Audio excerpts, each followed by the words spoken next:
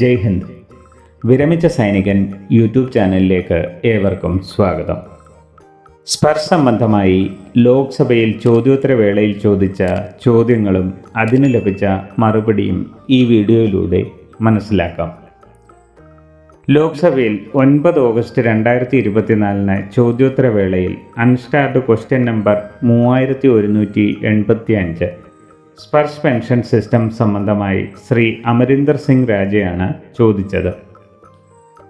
ബഹുമാനപ്പെട്ട പ്രതിരോധ മന്ത്രി ദയവായി മറുപടി തരിക.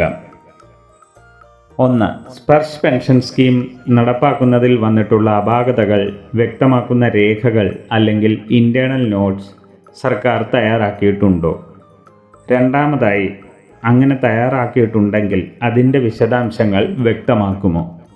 മൂന്നാമതായി, സ്പർശ് പെൻഷൻ സ്കീമുമായി ബന്ധപ്പെട്ട് പെൻഷനേഴ്സിൽ നിന്നും പരാതികൾ സർക്കാരിന് ലഭിച്ചിട്ടുണ്ടോ? നാലാമതായി, അങ്ങനെ ലഭിച്ചിട്ടുണ്ടെങ്കിൽ അതിൻ്റെ വിശദാംശങ്ങൾ വ്യക്തമാക്കുമോ? ഇതിന് മറുപടിയായി മിനിസ്ട്രി ഓഫ് ഡിഫൻസിൻ്റെ minister of state Shri Sanjay Seth താഴെ പറയുന്ന കാര്യങ്ങൾ വ്യക്തമാക്കി. ഒന്നാമതായി, പ്രതിരോധ പെൻഷൻ അനുവദിക്കുന്നതിനും വിതരണം ചെയ്യുന്നതിനുമായി പുതുതായി ആരംഭിച്ച ഡിജിറ്റൽ പ്ലാറ്റ്ഫോമാണ് സ്പർശ്. ശ്രദ്ധയിൽപ്പെട്ടതും റിപ്പോർട്ട് ചെയ്യപ്പെട്ടതുമായ പ്രശ്നങ്ങൾ ബന്ധപ്പെട്ടവർക്കും ഗുണഭോക്താക്കൾക്കും തൃപ്തികരമാകുന്ന തരത്തിൽ വേഗത്തിൽ പരിഹരിക്കാൻ ശ്രമിക്കുന്നു. മന്ത്രാലയം സ്പർശ് സിസ്റ്റം തുടർച്ചയായി നിരീക്ഷിച്ചുകൊണ്ടിരിക്കുകയാണ്.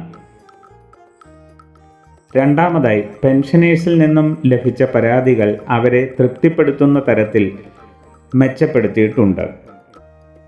ഇതാണ് ലോക്സഭയിൽ നിന്നും ലഭിച്ച, അതായത് ഡിഫൻസ് മിനിസ്ട്രിയിൽ നിന്നും ഇത് സംബന്ധിച്ച് ലഭിച്ച മറുപടികൾ.